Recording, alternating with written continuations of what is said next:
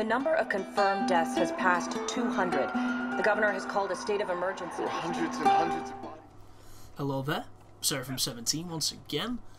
This is my Last of Us survival difficulty video walkthrough. This is Chapter 7, The University, and this is a part of it entitled Go Wolverines, or Go Bighorns, as this one is the case. So we're on a horse, we've got Ellie with us, and you can get off the horse and Ellie will do things with it and it'll follow you, and it's a cool part of the game because it gives you an opportunity to explore, it gives you an opportunity to do some of the best things in The Last of Us, and it lasts a decent duration. I just wish it would last a little longer because I think it's a fucking cool image and it's an even better gameplay mechanic. But when you move into this garage, there is a flamethrower. And at this moment in the game, this was my second playthrough and I have never even fired this gun. But later on in this video, you're going to see me use it, and I use it to great effect. It turns out it works really good against runners, especially in the context that you're going to see. And this chapter is pretty simple. There's a section coming up on the second part of Chapter 7 where you have to do a lot of fighting, and some of it's kind of bullshitty because of the checkpoints.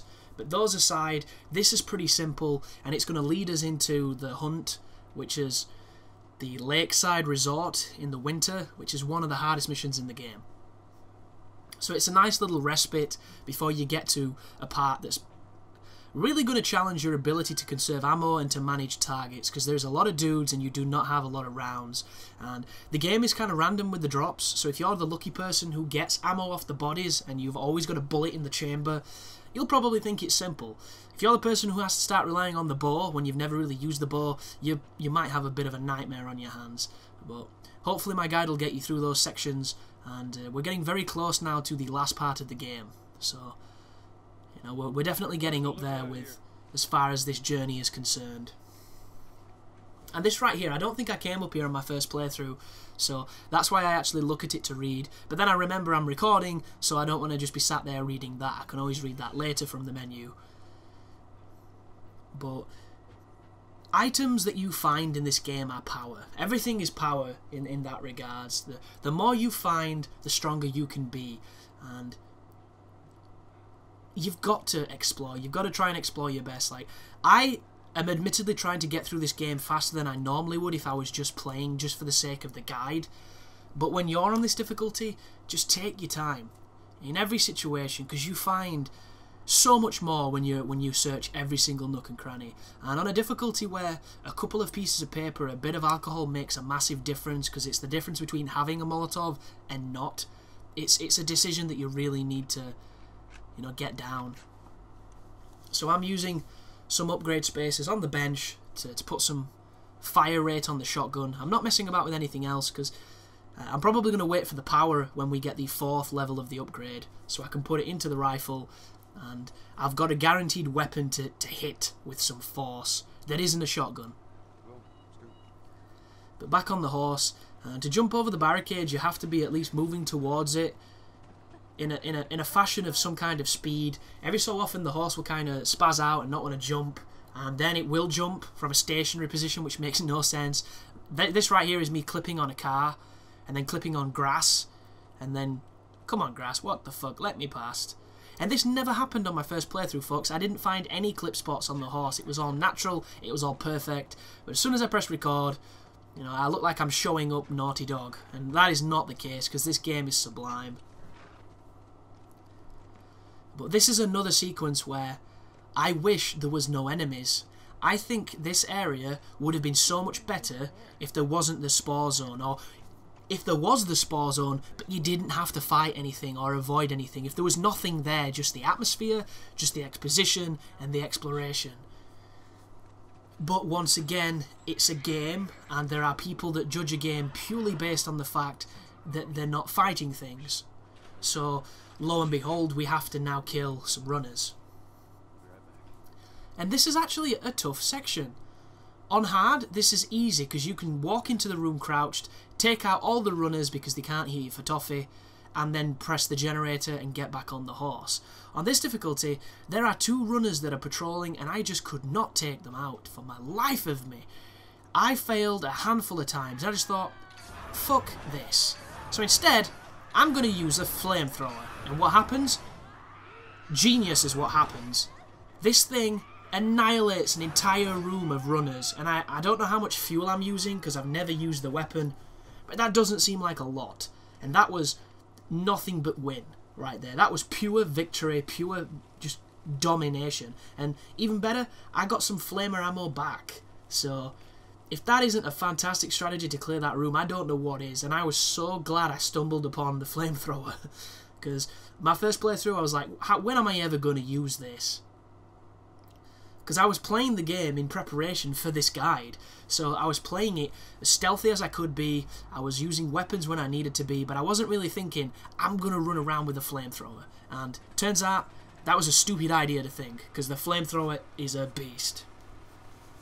Make sure to use it if need be, because it's another tool in your arsenal.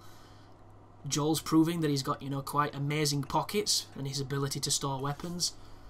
And yeah, I am a changed man since I completely burnt all those people.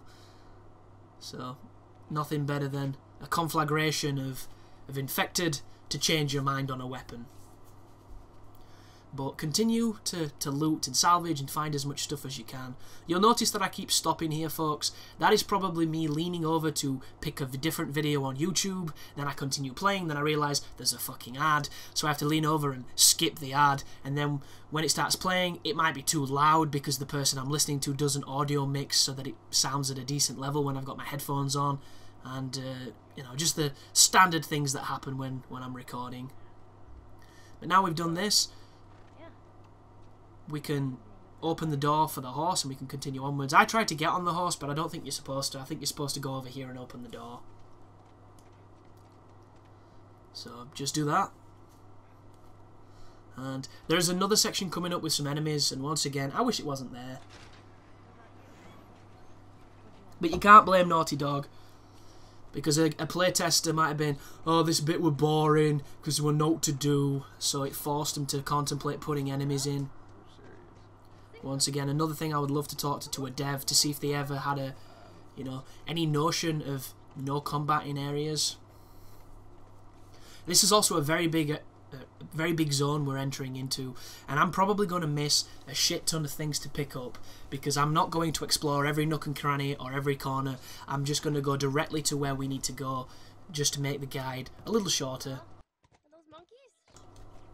And this bit's pretty awesome because there's a bunch of monkeys that run away, and someone in the comments section hinted towards believing the origins of the outbreak came from monkeys, but I don't think that's true, mainly because this plant that sets out these spores that are now affecting humans is a self-defense mechanism of nature. I don't think it's necessarily something that was experimented on, but I don't know for sure because I haven't found all the audio logs and things, all the bits of information, so there might be a definitive answer. I just haven't seen it. And the evidence that the person who commented used was the video where the monkey bites the guy and then runs away. And, you know, if we're playing by zombie logic, and that would probably infect the dude, but for all we know, those monkeys are being tested on by somebody post-emergence, you know, post-outbreak, so it might not have anything to do with anything, really. I did think, though, when I saw them, there was going to be a sequence where we were going to be attacked by monkeys and we were going to have to fight monkeys, and my immediate response was, shit, monkeys are not a good thing, because I fought them enough on Ascension in Black Ops to know that monkeys are a pain in the ass. And on a game like this, I think it could have made for a really intense sequence. Like moving through the dorms, instead of having the clickers getting attacked by monkeys, even more terrifying to me. And I must admit I was quite nervous in that region because I thought we were about to get jumped by a monkey hit squad. And in the end, it doesn't come to fruition, which... that is another conversation I would love to have with the developer.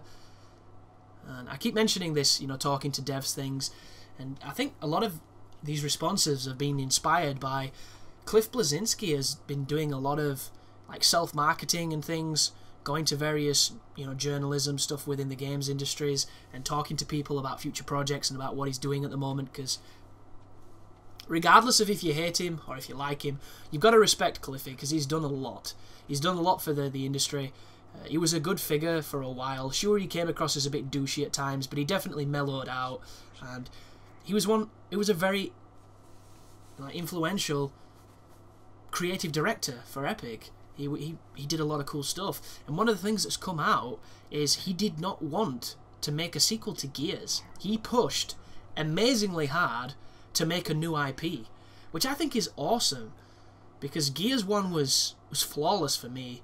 It's one of my all-time favourite games, and because of Gears 2 and 3, we now look at Gears 1 of having inferiorities, because they fixed a lot of things, and they tweaked a lot of things, and they did make it better, but it was only mechanical things that we probably wouldn't have noticed if those sequels hadn't existed. So, I just think the notion of pushing for a sequel when you have such an impressive and successful, first game is awesome and something to be respected. But the difference is Epic and Microsoft both function on money, and they would have been shooting a gift horse in the mouth if they'd have not made a sequel. But that sequence there, folks, you can throw a bottle, sneak past the clickers, you can then just sneak past the bloater, open this door. It gets a little bit tense as you're opening it, but they will never get to you and damage you. You should always have enough time to get in. Unless they're chasing you, then you're fucked. But that is all the combat on this part of the mission. On the next one, there's going to be some serious combat, so get ready for that. But the rest of this is purely expositional stuff, where we're going to be moving and, looting places, doing the Last of Us experience that you've been seeing quite a lot of here. So all you're going to see me do is salvage, checking corners, all the classic stuff that you get from this kind of game. We're going to be getting into the hospital via pushing a bin, and everything else is pretty self-explanatory. I don't have any topics at this moment, so I'm going to sign off early here, folks, and just leave the rest of this video to play out, and I will see you in the next one. So thank you for watching, I hope the guide is helping, and you take care now.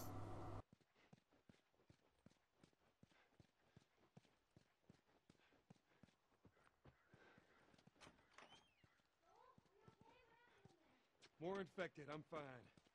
Here, come up on the gate.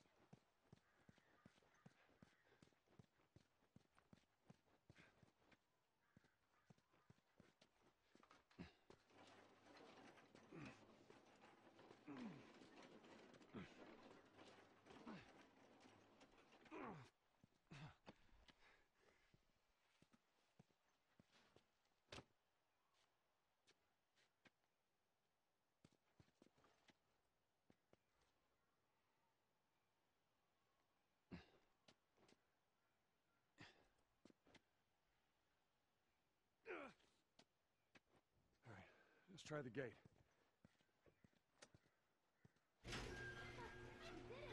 Yeah, come on through.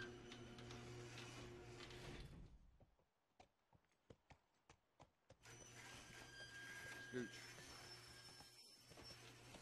Those clickers. Think they were fireflies? No. No, I don't think so. Why would they have infected so close to the lab? Well, Bill used them as a form of defense. Maybe they're doing the same. Yeah, I could see that. No guards. No, nothing. Yeah, I'd expect to see someone by now. Let's get inside.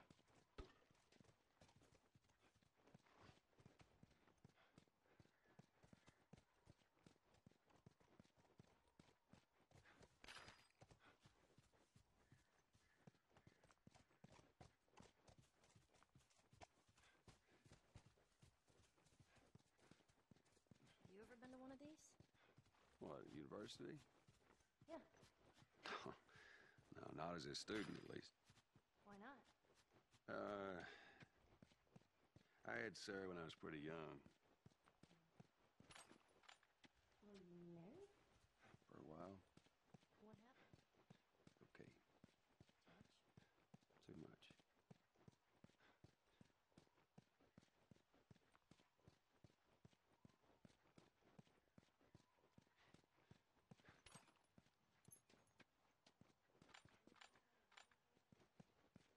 We better.